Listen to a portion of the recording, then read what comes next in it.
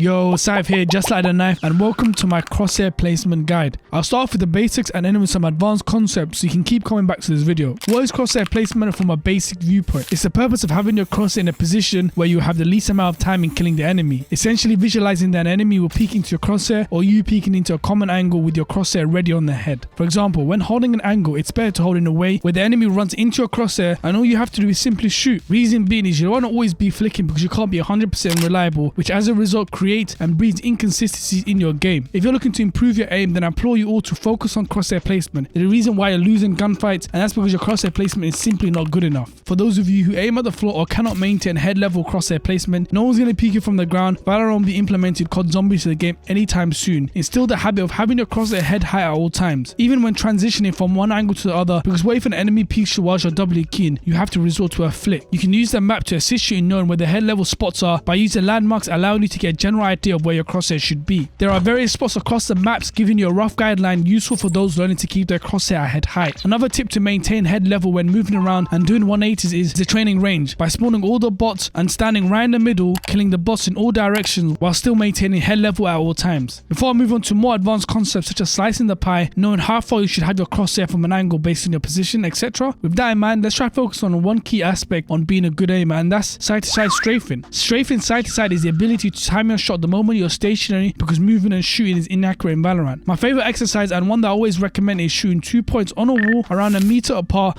and start by tapping the moment you're parallel to the dot. You can also start off by just getting the timings down by using something like a dynamic crosshair or enabling the movement error and still use your current crosshair so you know when the window to shoot is. Here's an example of me doing it with an on-screen keyboard to better illustrate my point. Notice how I'm stopping myself by pressing the opposite key then shooting. Remember, this isn't the same as counter strafing where you press the opposite key to stop. We're practicing side-to-side strafing so we can accurately move and shoot. Learning this aspect falls in line with my next point, and that's knowing how to peek. I see it way too often, players peeking around corners and onto set in one smooth motion, which A, opens you up to several angles, and B, you'll be reacting to them instead of being prepared for an enemy holding that common angle. Here's a side by side of how players in the low elos will peek compared to somebody in the high elos. Notice the one on the left, I'm just moving in one direction, exposing myself to every angle, whereas the one on the right, as you can see, I'm taking my time, pre-aiming all the angles as if I'm visualizing that an enemy will be there, so that when an enemy's there, they'll instantly die. What I and many others did to improve our peeking was heading into custom with a friend and start by identifying the common angles and having your friend stand there. The more you play it and gain experience, the more you notice where these common angles are and automatically pre-aim them. There's a time and a place where you don't need to properly pre-aim every angle, most commonly when a certain time has passed and your goal is to get onto the site as fast as possible. Because you don't have much time, it's not in your best interest to properly peek every angle, so what I recommend is a technique called angle snapping, where you move from one angle to the other but in a fast fluid motion, still maintaining head level. Now that you have an idea on peeking from an aggressive point of view, let's delve into passive aiming. We've all been there where we're holding an angle, the enemy swings out and we overflick, or we hold a wide angle and the enemy peeks narrowly. One tip that has improved my ability to hold angles is using the angle I'm currently in to determine how far I should position my crosshair. That may seem concept or difficult to grasp, but let me break it down. Whenever you're in a common angles, enemies aren't going to peek by swinging out because they'll expose them to multiple angles. So what they do is slice the pie and isolate each position. And if we're sitting in a common angle, they'll peek close to that angle, so you position your crosshair here. However, if you're standing in an off angle, chances are the enemy will bypass the position you're in by peeking the next common angle, which means it's better to hold a wider angle so they run into your crosshair. The goal is to make your life much easier by allowing enemies to run into your crosshair, so all you have to do is just tap, or at the very least of times, make very minor adjustments. To fine tune this method even more, you can head into custom games with a friend and practice this. You can also use this opportunity to practice your reaction time so you adjust how far the crosshair should be based on your reaction time. You might ask, how would I know whether they will peek like this or like this? And it all depends on the angle you're holding and the one they're peeking from. It's common knowledge most players understand angle advantage and how the closer you peek from an angle and the further an enemy is from that angle, the quicker they'll see you. So we can use that information to determine that most players will peek further back from that angle like this as opposed to like this. Carry on the point where our crosshair should be, I see far too many players fail to understand how to hold smokes, and I've seen it countless times from my low immortal friends. Never hold smokes like this. There's a practically 0% chance an enemy will push out directly through the middle of the smoke like this, exposing themselves to multiple positions. Well, let's look at it from a bird's eye view. By Raina pushing like this, she's exposed herself to these areas, whereas if she pushes like this, she's able to use the curvature of the smoke to shield her right side and minimize the number of angles. So when you push through the center of the smoke, you're at the highest curvature point, meaning you're exposed to either side and multiple positions. If you made it this far, commenting hashtag crosshair placement all in one and leaving a like so I know the real ones. I hope you all enjoyed, and as always, until next time.